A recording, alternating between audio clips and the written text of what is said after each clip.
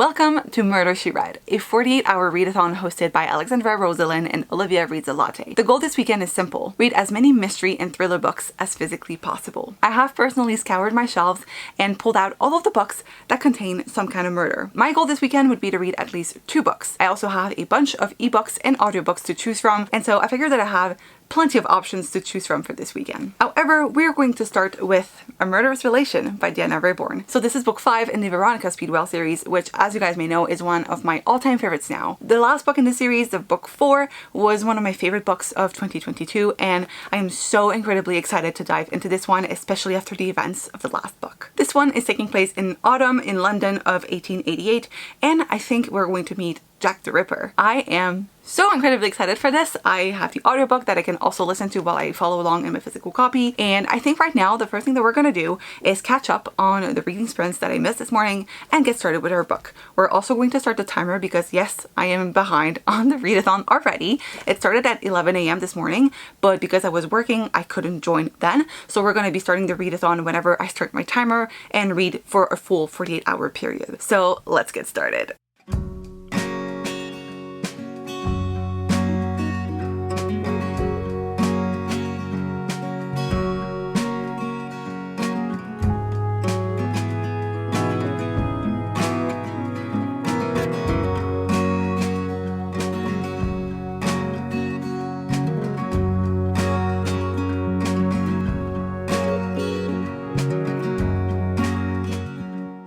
It's Saturday morning. I'm 17 hours into the readathon and I'm halfway through A Murderous Relation by Deanna Raybourn. Truthfully, I'm not enjoying this one nearly as much as I hoped that I would. However, I feel like that was to be expected. The last book was so amazing, and so I feel like we are just getting back to a more normal storyline in this one. I had high hopes because it mentioned Jack the Ripper, and I feel like, to be honest, we're not really going in the direction that I had anticipated with this one. It's both a good thing and a bad thing. It's a good thing because it's keeping me on my toes. I don't know what is yet to come. However, I feel like we don't really have a clear purpose for this one. Maybe it's just not clear to me right now, but I feel like I'm halfway through the book and I should know in which direction that we're going, but I feel like I've barely just scratched the surface of this book and I'm already on page 156, so there's not that much left for me to read before I complete the book, and so I feel like I should have a better idea of where the book is going, but right now I don't really know. We've kind of returned to a storyline that we explored in one of the previous books, and I don't really know how to feel about that, to be honest. I kind of liked the fact that that chapter was closed and that we were moving forward with the plot, but now we're returning to that. That being said, I'm still very much enjoying my reading experience. I feel like it's on par with the rest of the series. I love Veronica and Stoker.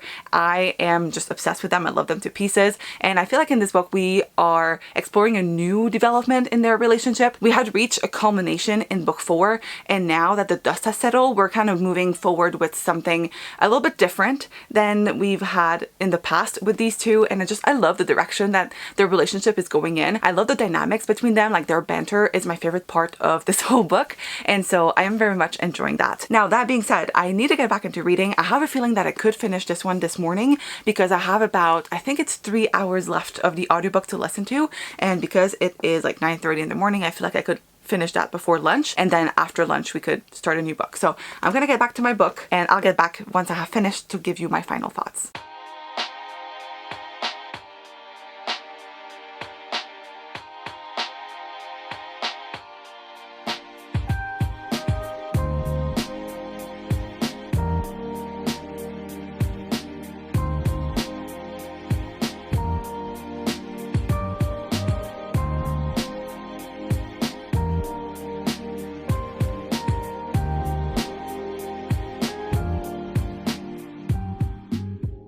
It's about 3 p.m.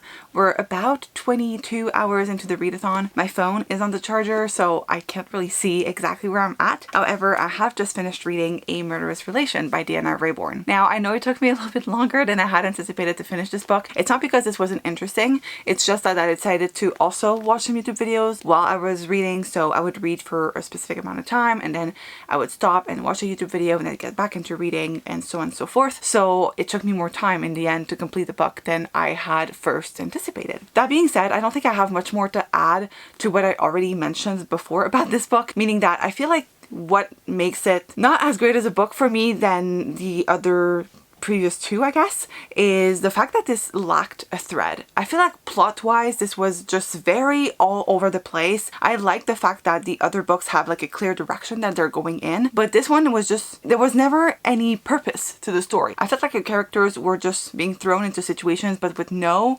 real direction.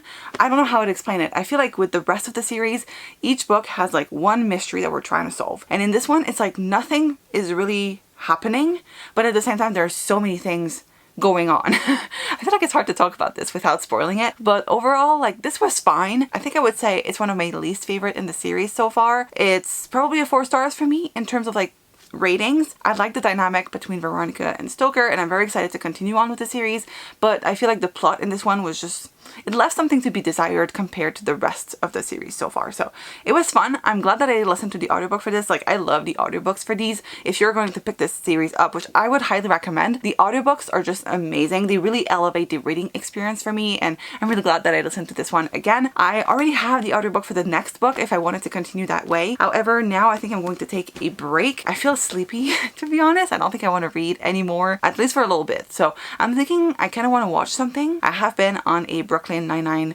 binge. Like, I've been rewatching the show for like the 1,000th time at this point, and I feel like this would fit within the whole Murder, She, Read theme that we have going on this weekend, so I might do that.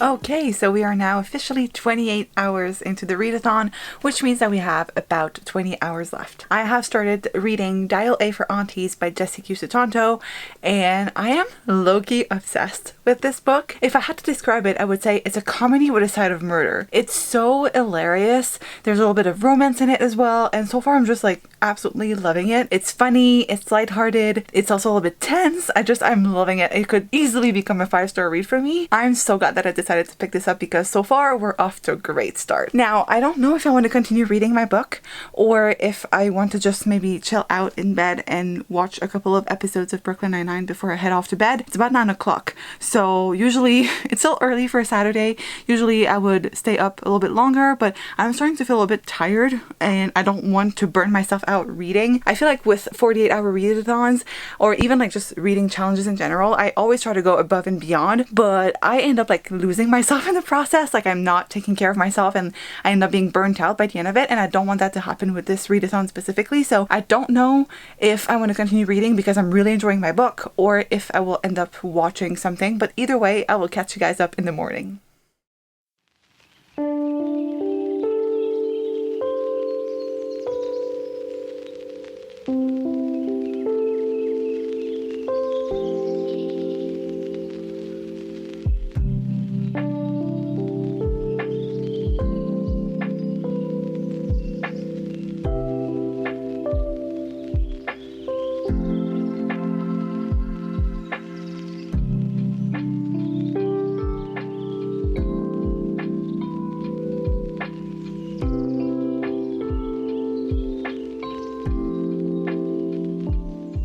Good morning. It's the final day of the readathon. I have about 6 hours left before the readathon is over, and I have just finished reading Dial A for Aunties by Jessie Q. Sutanto. So I ended up staying up late last night because I couldn't fall asleep for whatever reason, so I decided to just use that opportunity to read some of my book, and I just finished it this morning during the reading sprints. I loved this book. This was a 5 out of 5 stars. It was so fun. I don't think I ever told you guys what this book is about, so let me just do a quick recap before I tell you more about my thoughts. So in this book, we're following Maddie, and Maddie is a wedding photographer. She ends up going on a blind date that her mom has set up for her and ends up killing the guy in the process. The guy's not nice, so we don't really care about him. But the next day, she's going to this big wedding with her aunties. They own a wedding planning business, and they end up bringing the body over to the wedding without realizing it. From there, it's a lot of chaos, a lot of fun. I just really enjoyed the direction that this went into. This was such a ridiculous book, but in the best way possible. It was chaos all around. I loved the aunties. They were so funny. Like, I loved this book. Honestly, I know the sequel apparently isn't as good as this first one, but this book alone just makes me want to pick up the rest of Jessie Cousteau-Tanto's work because I really enjoyed their writing, and I have a feeling that I could really enjoy other things that they have written. So I really recommend this. If you guys are looking for something fun, quick, this is less than 300 pages, and you just want something a little bit chaotic, this book would be it. I really enjoyed it, and so far it's one of my favorite books of the year. Now, that being said, I still have about 30 minutes of sprints. The sprints are still on right now, so I could technically pick up another book. I don't exactly know what I want to pick up next. I do have a big pile of books over there that I could choose from, but all of them are pretty big, so I don't think I could finish any of that. I think I have a middle grade mystery in there that I could technically read if I wanted to read something and try to finish something within the next 6 hours. I feel like I'm really dark right now. Better, right? But I'm not too sure if I want to go down that route. I also have a couple of Agatha Christie novels on my iPad. I think I might want to go with that.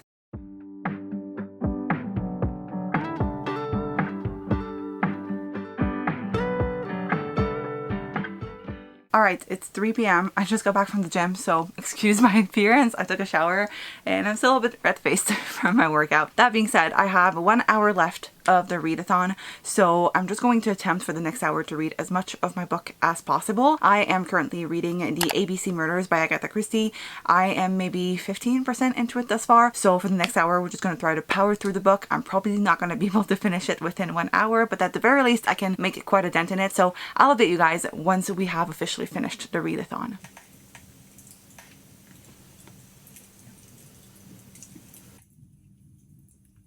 Alright, it's official. I have completed the Murder, She Read 48-hour readathon. I am so happy with my progress this weekend. I feel like I did manage to read quite a bit, even though it's not as much as I would have liked maybe, but I did manage to finish 2 whole books, and I'm now 40% into the ABC Murders by Agatha Christie, which I guess I didn't really tell you guys much about, so let's do that real quick before we wrap this up. So the ABC Murders is a Hercule Poirot mystery, and this time around Hercule Poirot is going to try to solve a very complicated case. We have a killer that is killing people off in alphabetical order. So not only are the names of the victims in alphabetical order, but the name of the location is also in alphabetical order. So let's say we have a victim that had a name that started with the letter A, then they were also killed in a town that started with the letter A, and so on and so forth. Where I'm at right now, we've had 3 murders, so A, B, and C. We know who the killer is. We've had a couple of pages from their perspective. However, we don't know who they really are. Like, we don't really have